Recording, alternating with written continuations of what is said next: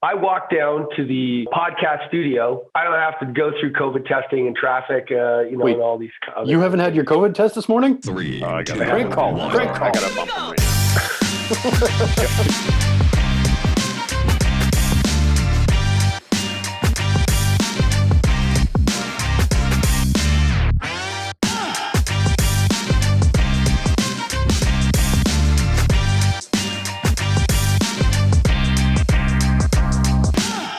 You're listening to the Leafs Power Dump, episode 6. Oh, we lost him again. To freak me out.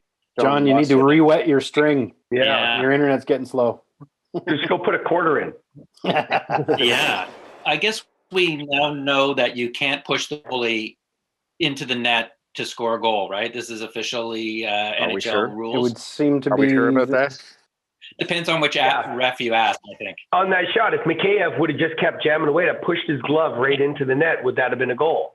On that corner of the net shot with Price.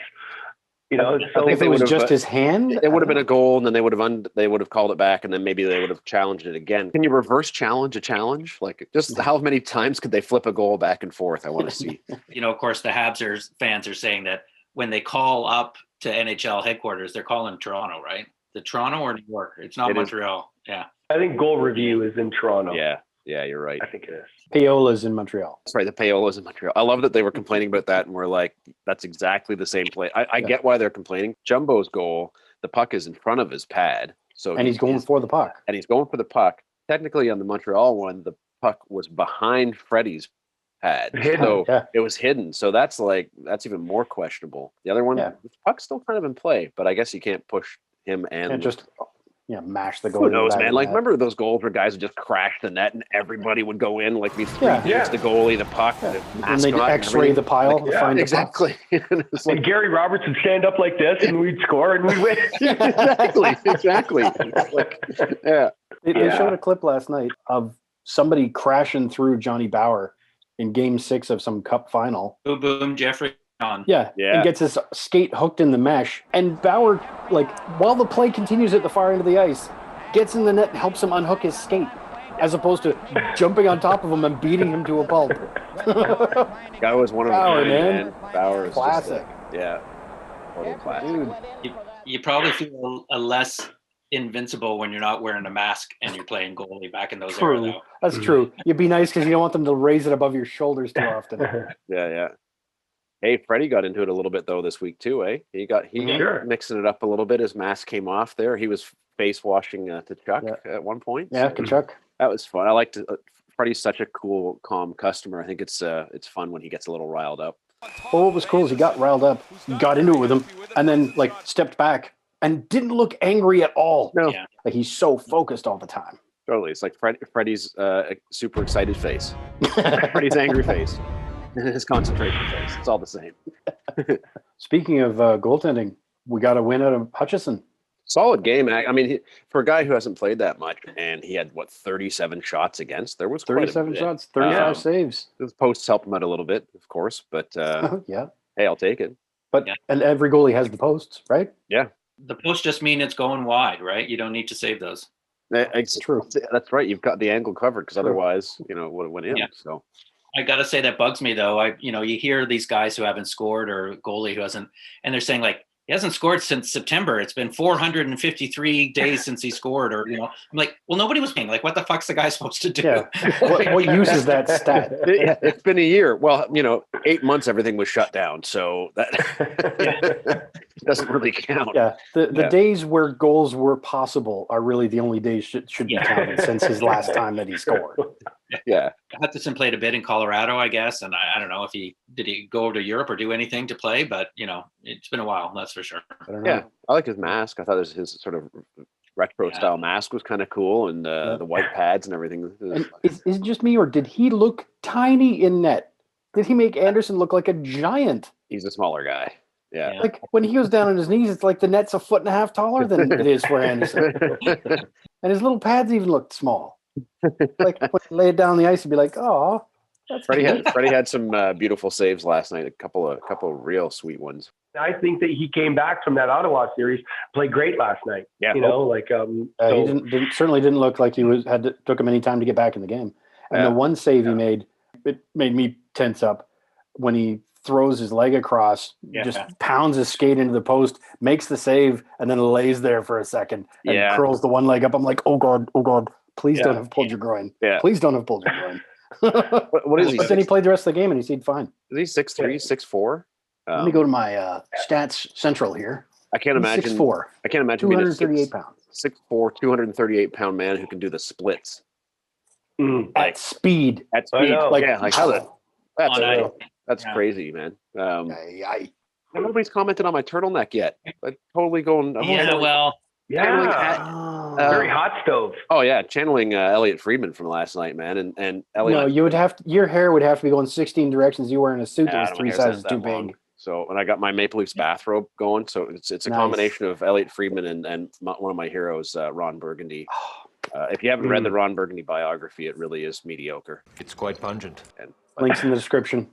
Yeah, as he says, I wrote a hell of a book. Nice.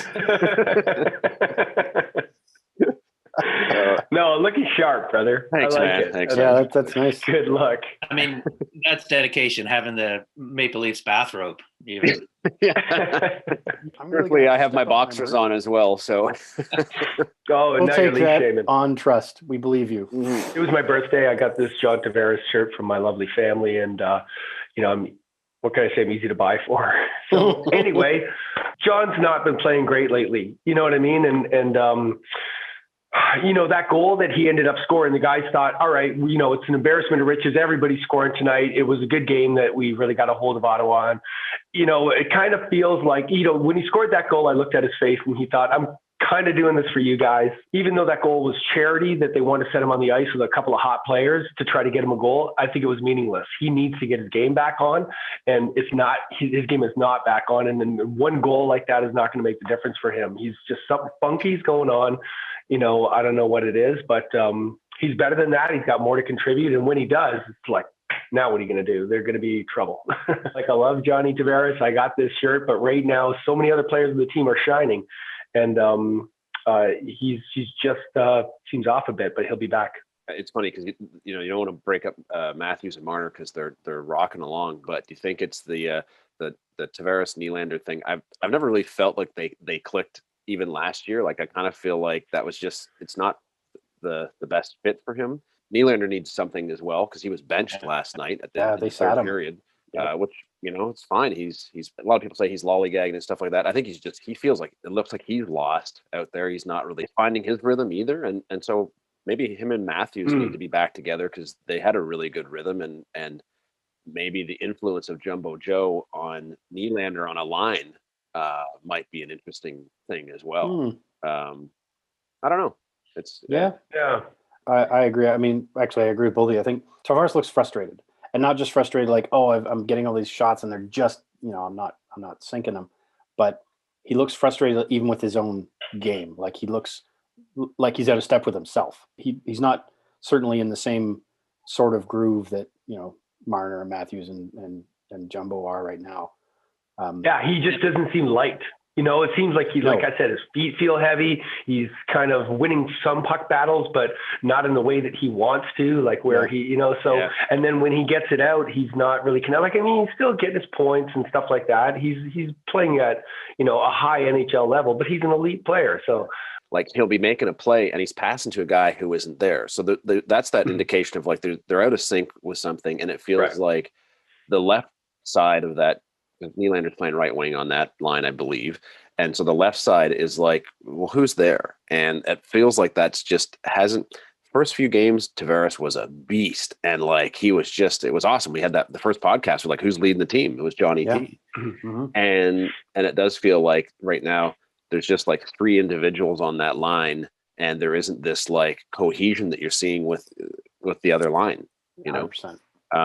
And that's kind of like the third and fourth of that too, but that's because guys are flipping in and out all the time right now. And, there are guys that are actually rising up. And I wanted to draw attention to Boyd. Boyd has been just that's a beauty of a find. And he's just hustling. He had some nice moves this week too. Like the one goal where he did a bit of a drag and then shot. He used VC as the decoy. It was like, And he said, he was like, I can be an everyday player. I'm going to work my ass off and prove that I can. And he's looking like he's a solid third line dude. Yeah. Getting some power play time too, right? Yeah. Yeah. That was a nice one. And talking about guys coming in and out, and maybe he's not in shape yet, but I thought, return to Montreal. Isn't that when you Galchenyuk his first in? Like, well, now that Nylander's getting some attention, maybe Galchenyuk comes in there. Yeah. Well, yeah, but what's interesting too, they were talking about with Galchenyuk is you've got Nick Robertson in with the Marlies right now, and he can play there because the OHL isn't actually going. Otherwise, he wouldn't have been allowed to play for the Marlies because of his age.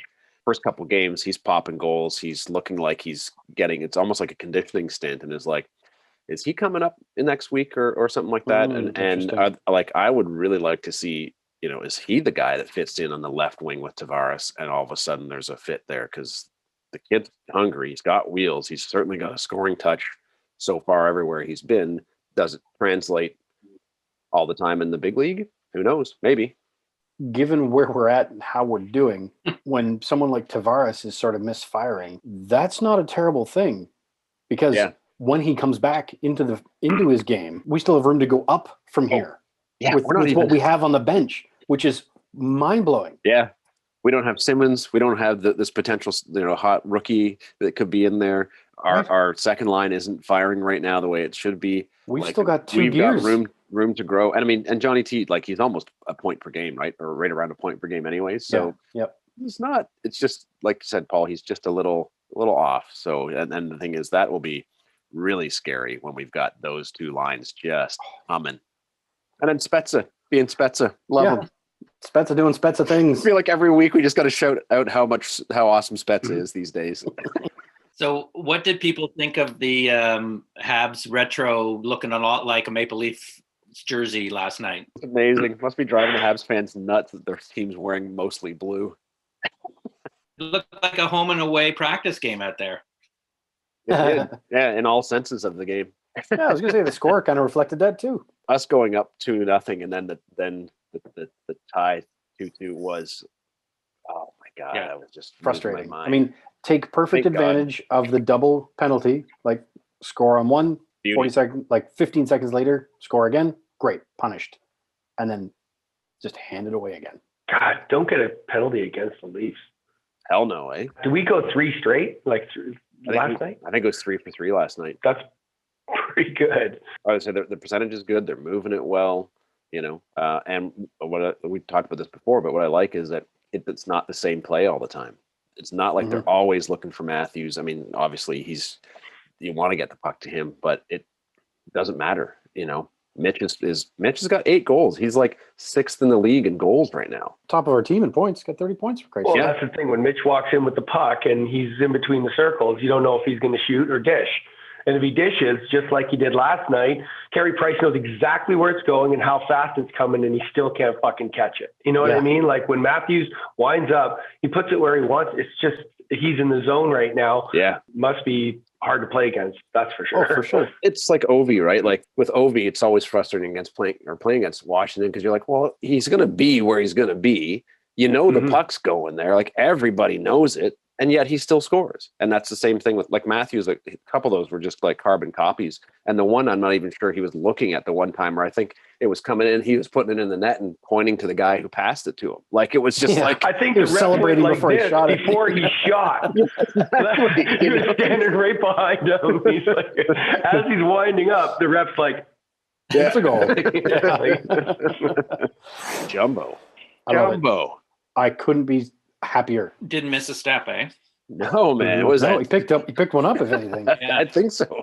I mean, he's such a smart player, but some of those passes too are just beauties, And he sees the game awesomely. Was it 3 points in his first game when he came back, and he's on like a point per game pace, and just he's solid. Like he looks like his legs are moving well, and he's getting back in to back check and stuff. I think because in the opposing zone, seems like he's setting up behind the net or in front of the net, not going to do a ton of movement. Like you guys move around, you guys are crazy, and I'll pass you the puck. Yeah, and he's happy to just stand back there and quarterback, and he can because guys come in at him, and he either sort of swats them away or just stands there fights them off while he continues to control the puck and watch the play. Yeah. He doesn't get knocked out of his office very easily. His office behind the net. Yeah. That's Gretzky's office, by the way. Yeah, everybody else just pays rent there. That's right.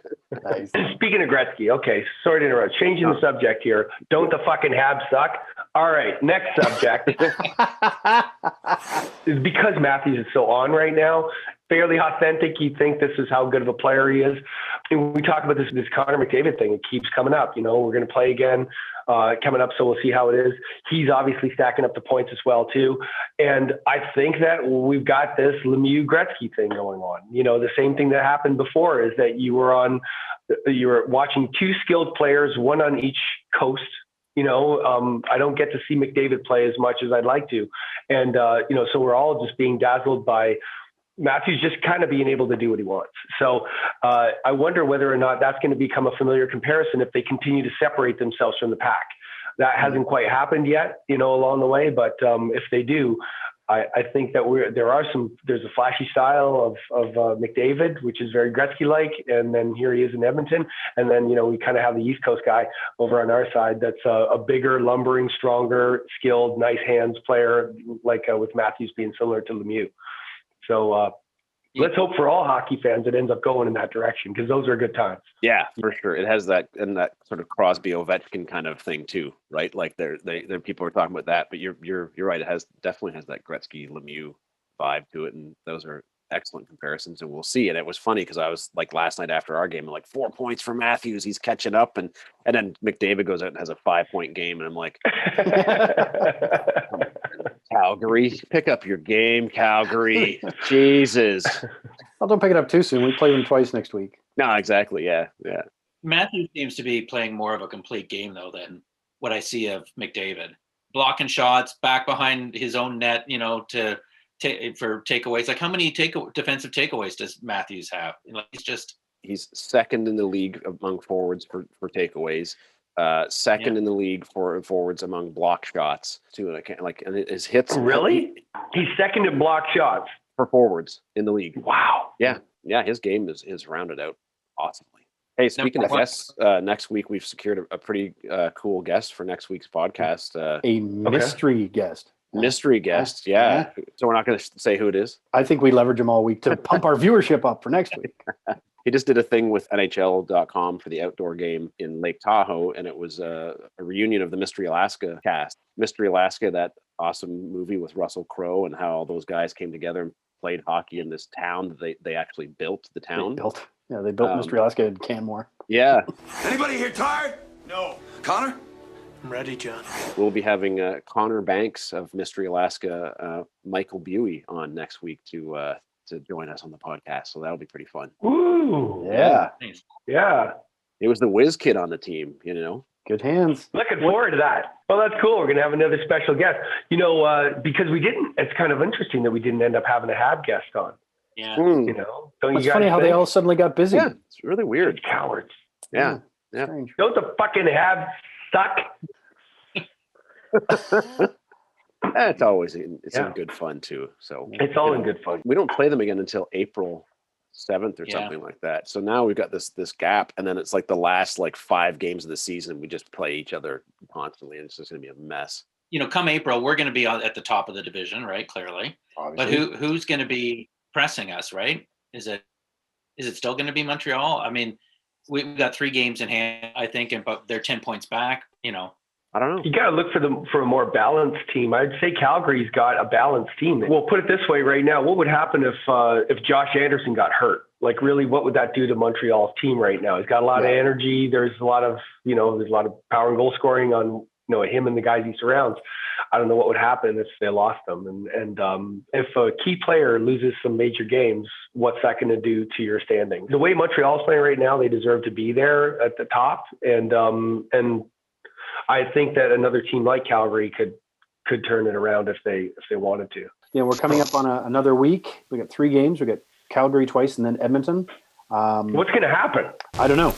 If only there was some way we could look into the future and determine what's going to happen. Hello, boys. I'm back. Not hanging with Sebastian Aho, though. The Blue Rascal predicts 3-0. We are going 3-0 this week. I know it. I can feel it. Jimmy VC is going to get a goal. Believe it or not, it will happen. And Matthew Tkachuk, cheap shot against Muzzin. I just know that's going to happen. No problem. And the other prediction for this week is Bogo is going to get his first goal as a Leaf. Saying Matthews is going to score too easy. Marner going to score too easy. Bogo gets a goal. 3-0. This has been the Blue Rascal. Well, that's very informative. The Blue Rascal was so close in his predictions last week. I can only imagine. I think that's what he claims to be. So close. Mr. So Close. Yeah, I wouldn't play pro line on his predictions or anything like that, or take the prop bets. But I mean, he got the record right. Yeah, the 3-1. All right, you've been listening to the Leafs Power Dump right here on YouTube or on Spotify or on wherever you happen to listen to your podcast. Yeah. Tavares. Buy our merch. We're going to see if we can get bathrobes. What we really need to do is see if we can get branded toilet paper. Oh, yeah. Without the Leafs on it. All the other teams. All the other teams. Yeah. Leafs Power Dump Podcast is Kirk Comrie, Chad Maker, Paul Zimick, and John Galway. Copyright 2021 Firewallet Productions.